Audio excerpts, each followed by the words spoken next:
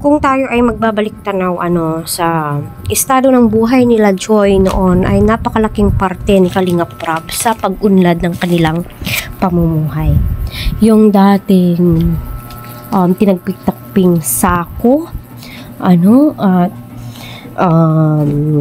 malapit silang makuryente dahil kapag umuulan ay nako. Kita naman po natin kung i-review po natin yung mga video ni Joy noon ay maaawa ka po talaga sa kanilang kalagayan. At masasabi mo rin po isa si Joy sa mga key angels na sobrang faithful kay Kalingap Prab. Yung pagmamahal niya sa Kalingap is andyan. Kahit na napakaraming issue ang dumating. Maraming hadlang, maraming trials ang dumating sa love team, especially sa pagtulong, andyan pa rin si Joy, nag-i-stay sa Kalingap. Diyan mo po masasabi talaga na grabe yung pagmamahal niya sa Kalingap. Siguro sinasabi niya sa kanyang, or nakatatak sa kanyang kaisipan na kung hindi dahil kila Kalingap Prab, ay hindi ganito yung sitwasyon namin, di ba? Kaya kumbaga, malaki yung utang na loob ni Joy.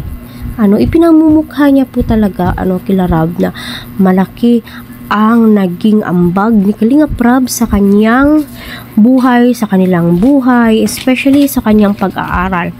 Kahit na napakaraming issue ang lumalabas ngayon, kagaya ng sinabi ng kanyang kapatid or post, parinig sa social media, sa platform pa po. Isipin po natin, yung taong tumulong sa inyo nung walang-wala kayo. Yung taong tumulong sa inyo nung wala pang taong pumapansin sa inyo. Hindi po natin kailangang sabihin, ay kailangan ng consent yan. In the first place, alam naman po ni nanay kung ano ang karakter ni Joy noon pa kay David, kay Dan, at saka yung bagong ka-love team niya po ngayon. So, kumbaga, alam na po ni nanay kung ano yung kalakaran sa Kalingap para sa ganun ay matulungan din po si Joy sa kanyang pag-aaral. Kasi nga po sa salitang usapang nursing is napakagastos po talaga. 'Di ba? Medtech, mga nursing, kung ano pa pong So, wag po natin i-down ang Kalingap, si Rab, dahil nga wala dong consent, wala dong ganito, wala dong ganyan. Isipin din po natin yung times na walang-wala kayo. Sino ba yung taong tumulong at nag-ahon at makilala kayo sa social media? Walang iba kundi si Andy Vlogs at saka si Kalingap Prab talaga. Kaya para sa akin munting advice, minsan lumingon din po tayo kung saan tayo galing.